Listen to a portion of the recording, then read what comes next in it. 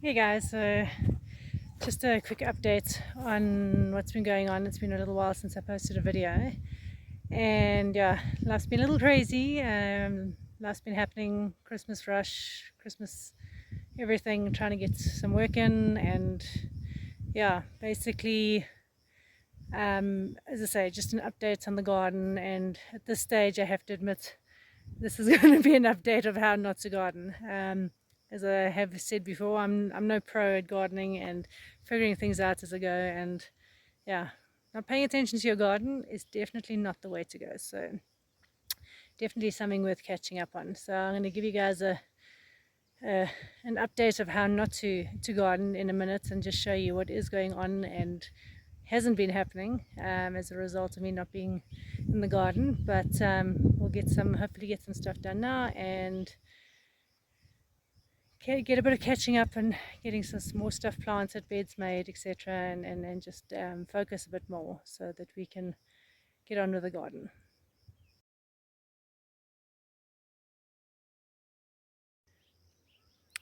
So just coming out to water the garden, and I see I've had some critters in the garden.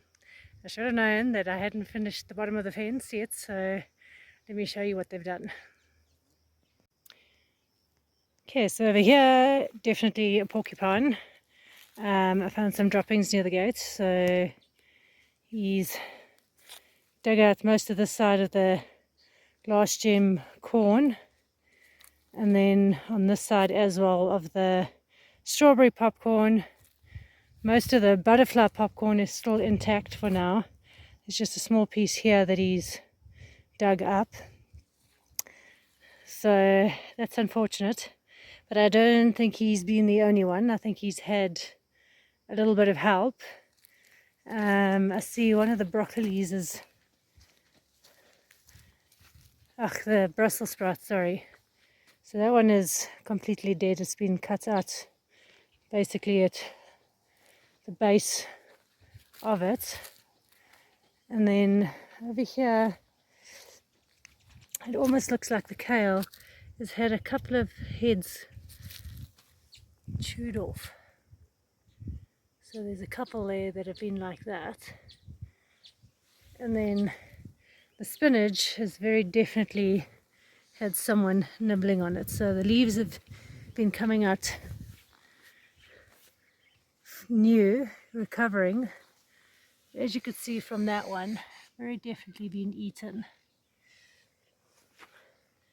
Very definitely been eaten. Very definitely been eaten. So yeah. And then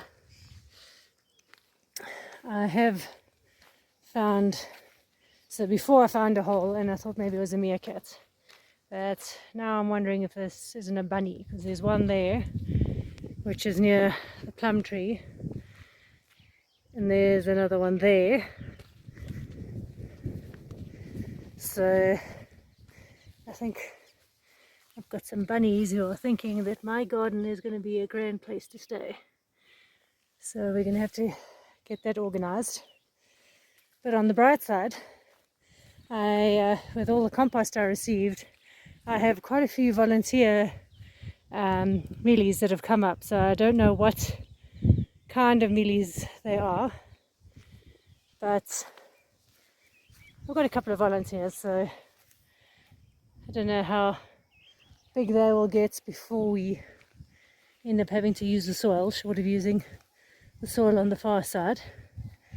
And then over here, I've got quite a few that are coming up on the side of the bed here, so I'm thinking maybe I must just transplant them the end there where those came out while they're still small, and just see what I end up with.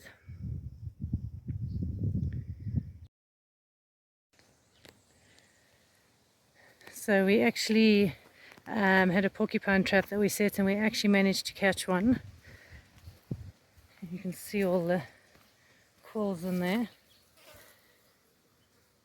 So I'll set it again just to see, make sure they stay out of the mealies. I'll replant where he has eaten. And then, yeah, with the rain that we've had, the weeds are going crazy.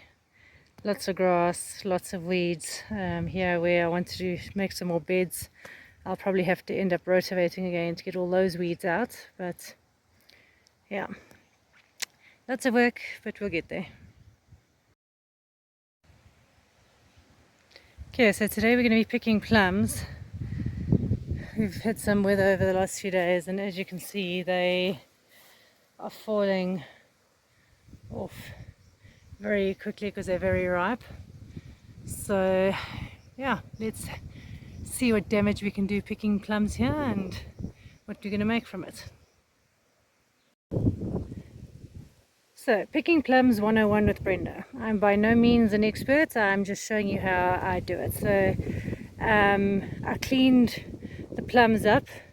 You'll still see there's a couple here, but I raked them up to take them away because obviously there's quite a lot of bees around, so to try and avoid being stung, it's better to just rake them up and get them out the way, and also under your covers so that they don't get all squishy. So I put covers down, then we shake the tree and everything falls down, then you can lift the covers and get everything to the center, and then you can basically pour them into the crate. You'll see I've got a crate over here in the wheelbarrow.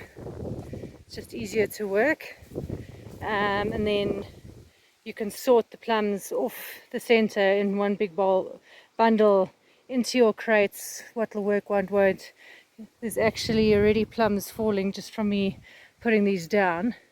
And then if you want to pick by hand, I did bring a smaller container with for picking by hand, which does help. Now, just having a look, because of the rain we've had, there's actually quite a lot of plums that have already split.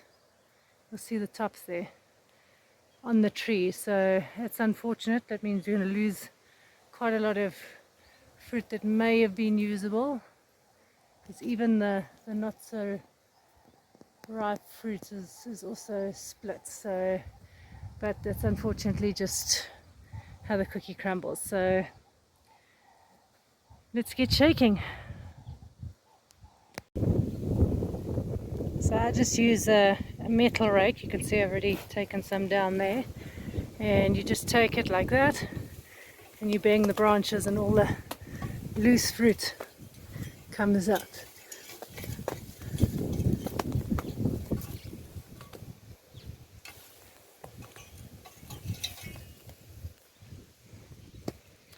As I said, and this will gather all together and then you can sort through it. So there's definitely a lot of the plums that are split open. We had a lot of rain over it's had 60 mils of rain over the weekend, so it was obviously just too much and made them split. So even though the plums are looking great, they're all split open because of the sudden moisture.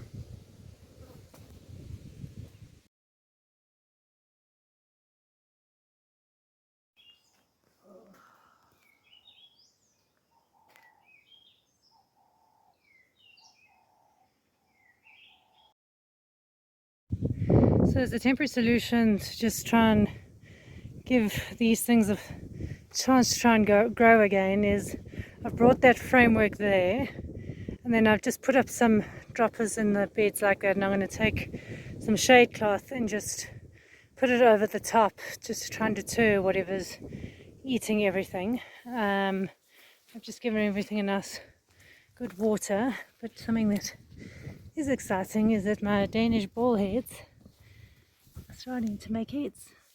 So I've got a little head there. They're very small, but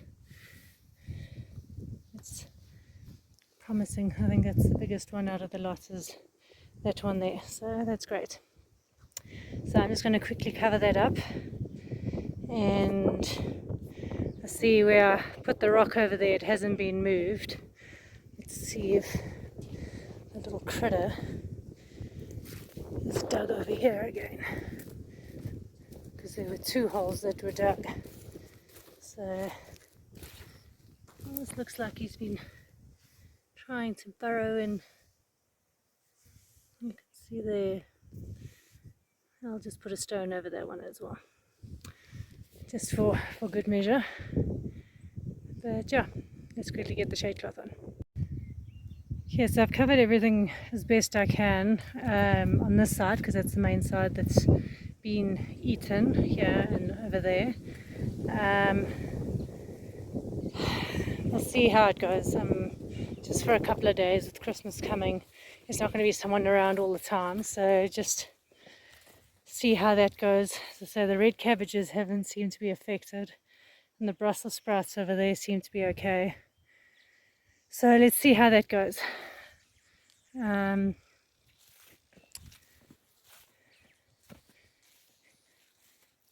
Fortunately, the shade cloth is not square, which doesn't help, but it's better than nothing, so we'll see how that goes.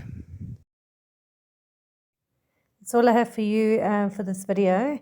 Thank you for hanging out with us, and if you've got any tips or tricks or hints or something like that with the critters, please leave us a comment below. And also, if you would like to see more of our content, please consider subscribing and liking our video.